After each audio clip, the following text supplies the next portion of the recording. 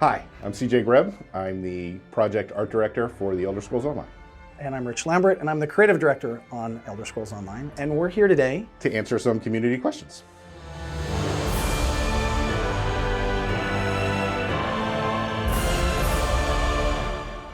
We are not changing minimum specs at all. We do a pass towards the end of every project where we look at metrics, and sometimes we do draw back on effects and anything that might be dragging areas down, but we're not planning on changing specs for this one.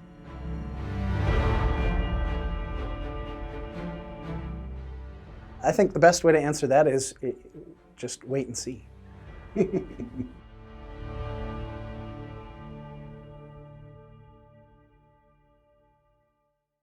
I think we have fun every time we do something. All the time. Yeah. I get the fun part of, at the beginning of a project, we get to let the concept artists loose on, they break down the zone for us and they let us know what the story's going to be, and then we let the talented concept artists just go and play for a little bit, throw some ideas out. And Rich sees those generally after they kind of filter through me the first time, and I'm kind of selecting, let's send this up the chain and see how it goes. But yeah, it's a fun creative process, pretty much beginning to end. And it's a challenge on both sides. Going into something that has been seen before in previous games, the challenge is trying to reimagine that 1,000 years in the past and what that means and how that works. And then the flip to that, when we go and do something completely brand new, like we just get to have that creative freedom, and it's invigorating. Absolutely.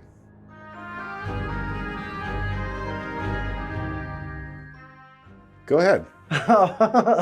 That's a Bill question. So Bill's our lead writer, and we leave a lot of that stuff up to them.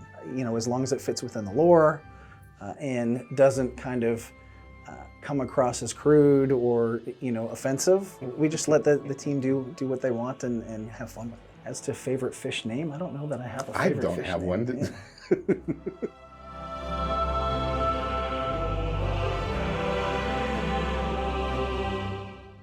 Wow, one of the divines. That doesn't happen very often. That's lofty. Yeah. I like Varanus a lot, but I don't know. I think he was kind of properly enshrined at the end of his story. Yeah, I'd agree, and I think one of the things we always do when we're looking at characters in game, especially fan favorites, is we want to make sure that we do them justice if we bring them back. So no promises. It might happen at some point, but you'll just have to wait and see. He's certainly popular enough for us to take a look at him again, right? Yeah. Yeah.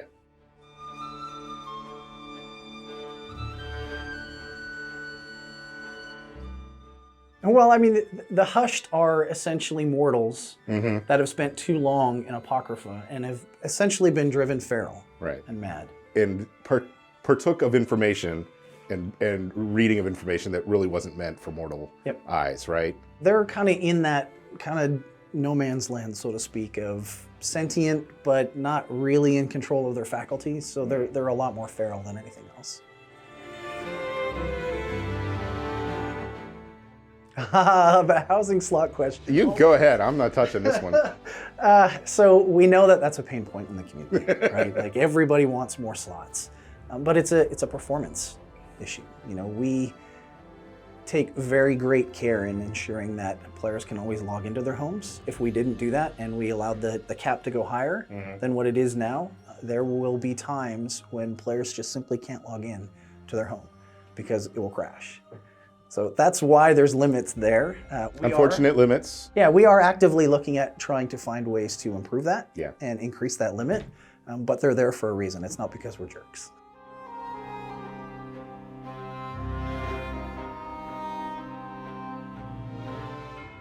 So we actually just did a pass at all of kind of our weekly, daily timers. So they all reset at relatively the same time now. At the same date. So that should make it much, much easier for players to kind of plan things, knowing that, hey, the daily resets every day at, I think it's 3 a.m. in North America and 10 a.m. in Europe. I think that's the way it works right now, but it's always at the same time every day, and the weeklies reset the same day, time during the week as well. So that was how we went about doing that, trying to make that a little bit better for players.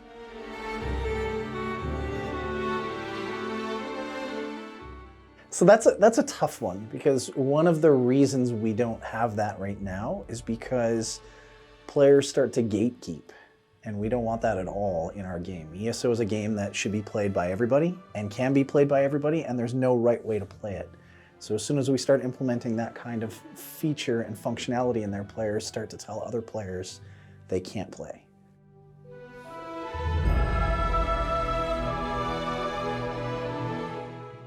Our artists search the world wide and far for inspiration. We take from all over the world, and generally when we start a new biome, we have a specific, we assign an artist the task of go out there and think about the plants and the animals, the flora and the fauna that will be, included in this zone. And some of it we have the legacy of Elder Scrolls to draw from. We know where some of the lands are that the original inspiration was taken from. We automatically go back there. But then they're allowed to express themselves creatively, right? So they will find some new pieces, bits and bobs here. They'll put a sheet together, show it to me, show it to creative.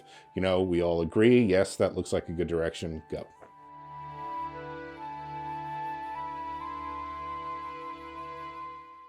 A mad scientist named Brad Derrick. We lock him in a room and he comes up with unbelievable stuff. Brad works really closely with us in terms of mood and feel. So we will pitch the stories to him so he understands the vibe. Very similar to the way we pitch things to CJ and his team, where we'll give them unique words. This year's Necrom was cosmic horror. That helps set the tone and frame. And then, he just kind of wanders around through the zone and does magical Brad things and comes up with just crazy good music. And often tags us, says, hey, did you guys do any concepts? Can you give me any visuals that I can start to kind of like hang my hat on to kind of get started? And then he just takes off.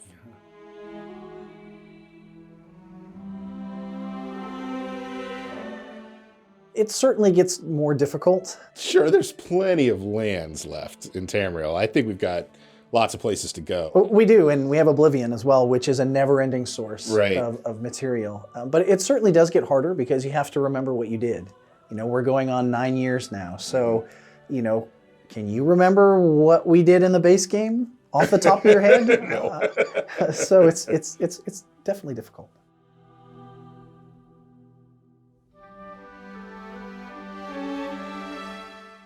My role as creative director is to kind of have a hand in everything. So I work with all of the teams, from story to visuals to the individual systems that are part of the game.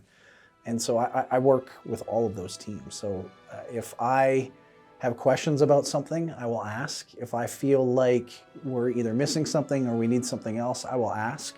Obviously, I rely on the subject matter experts. If CJ tells me this is perfect art, well, guess what? It's perfect art. But there's that collaboration that happens in there. And so we talk a lot. Yeah, we work hand in hand with content. They plant a flag on a hill, right? Here's where we want to go. Here's the theme. Here's what we want to do with that theme. Maybe it's a place we've been before. Maybe it's an all new place. But from there, we reach out into the world. We grab, our sources. We find the things that we want to inspire us. We bring it back in. We start to cook it up and create it. Then it gets sent out to, Rich's team, and they take a look at it and go, yeah, that works for what we want to do. That one's a little off because thematically it's supposed to be darker or maybe even lighter, something like that. Collaboration, talking back and forth. Eventually we whittle it into something where everybody agrees, yeah, that's where we're going. Let's go.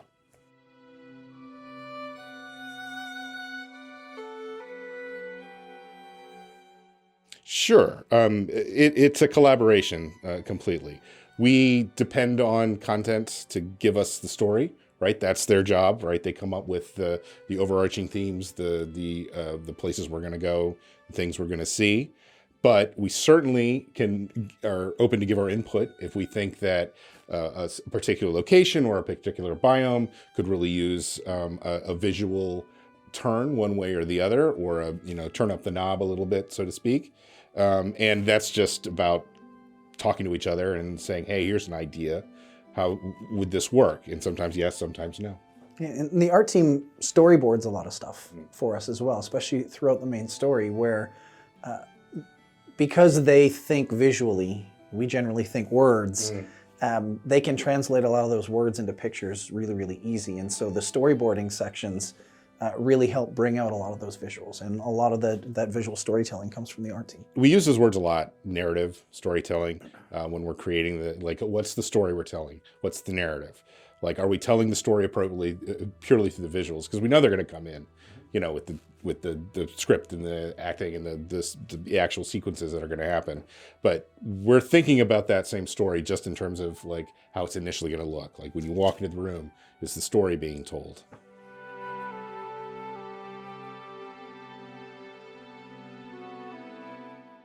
From the outset. Yeah, I wouldn't even call it an intervention. It's Right. more like we're there in the room the whole time, right? Because it's a process where the idea gets formulated, it gets passed along, and everybody just separates and goes to work, and then we come back together and we see what's happening, right? Yeah, I mean, from the very outset, that's one of the things I'm involved in from the very beginning is working with the lead writer and the lead content designer and the zone lead to come up with these ideas of where we're going to go. And then as soon as we have a nascent idea, we get CJ's team involved to help better frame that.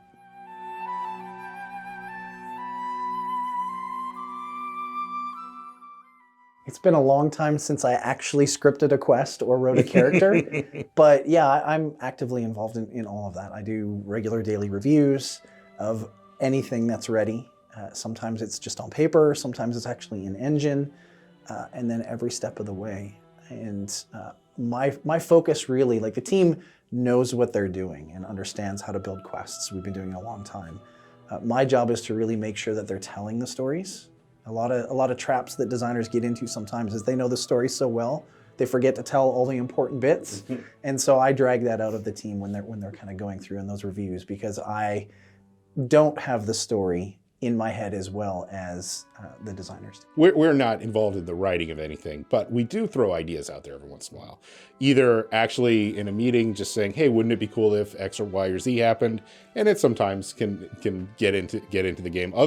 Other examples are if a concept piece or a piece of world building or a piece of even level design is just so compelling that we kind of bring it to content. We say, hey, somebody came up with this. What do you think? Wouldn't that be cool if? And things can adjust and change to kind of accommodate that. It doesn't happen too often, but it happens.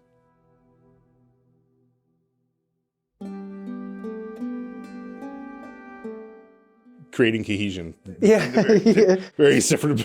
Especially working from home. Absolutely. COVID really changed the way you have to communicate, and you have to be a lot more structured, I guess. Before, when everybody was in the office, you could go to the cafeteria and see somebody there and talk about a problem, or walk by their desk and see that somebody's struggling or they were doing something that didn't look quite right, and you could adjust it right then and there. You can't do that when everybody's at home. You have to book a meeting. So we have learned a lot working from home and kind of developing it. It is the communication, and that's probably the biggest thing that as directors we're responsible for, is making sure people are talking to each other. Yeah, artists often directly talk to the people who are in charge of creating the quest, writing the quest, doing the encounter work on the quest, right? Like, they're not going through me or an art lead. They're directly talking to the people who are actually doing the work of making it, right?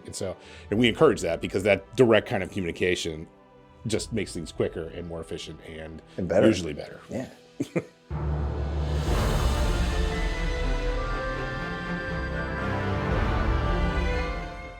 For me, I get to do an art review with each team that makes art for the game, and it's a weekly review. And so this is the moment where the teams have been assigned some aspect of the world, coming from the creative side, and they've just let their imaginations run wild, and then they present it to me like, all right, is this what we want to do? And my job is to filter that through. Okay, is it serving the story? Is it Elder Scrolls? Is it gonna do for this team what they want it to do, as far as I understand the story?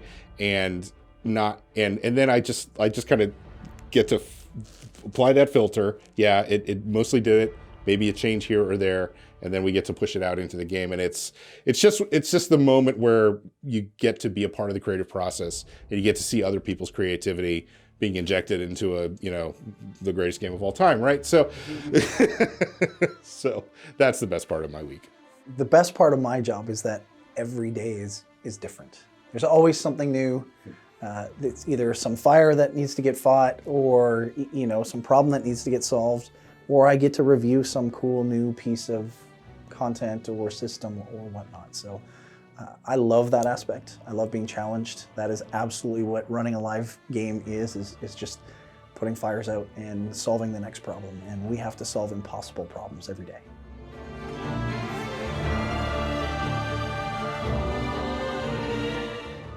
Yes, I have a good one about the class. So we spent a long time working on this class, at least a year and a half. And the first 5 months were particularly difficult, and everybody was pitching ideas for what the class is, what it could be, and the team kept getting hung up on the name of the class. So they were focused on the name, and in order to kind of shut all that down and just really get people freed up, I just called the class Bob one day. And so the class, the Arcanist, was Bob for at least the first year of development before we actually came up with a name. Yeah, now we're having trouble getting them to stop calling it Bob. That's right. But it really freed the team, because if you call it an Arcanist or a Sorcerer or a Bard or whatever, like that comes with connotations of what the class can and can't do. And we didn't want to, we were getting hung up on that. Well, it can't do this if it's called that. Well, then just don't call it that, right? So once we did that, then we started coming up with all these interesting ideas and mechanics, and the development really sped up, and we were able to kind of isolate what we wanted and what we liked. And then once we had those mechanics, then we started trying to figure out names that could be a good wrapper to encompass all of it. When we started to develop the look and feel for Apocrypha, it was probably the most fun, because we got to play in a well-known and beloved part of the Elder Scrolls lore. People coming from the Dragonborn DLC are going to know this area, but we got to do something new, and so the artists really got to express themselves in really creative ways. And it's not over yet. Like, concept team got in there and had some creative ideas. Currently, level designers, world builders are in there making it happen, right? And they're still being creative as we speak right now. back in Hunt Valley, Maryland, there are people doing the work and being creative right now and building that world that's going to look amazing.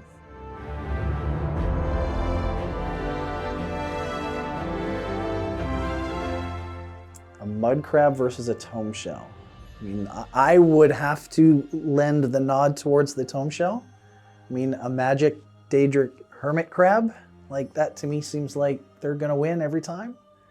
That is ridiculous. It would be the mud crab. It would clearly be the I mud see. crab. What is a tome shell going to do to a mud crab? Cast Lay magic. on it? Cast magic. It's ridiculous. Mud crabs are the most durable creatures in all of Tamriel. It would win without a question. Okay. I see what you did there.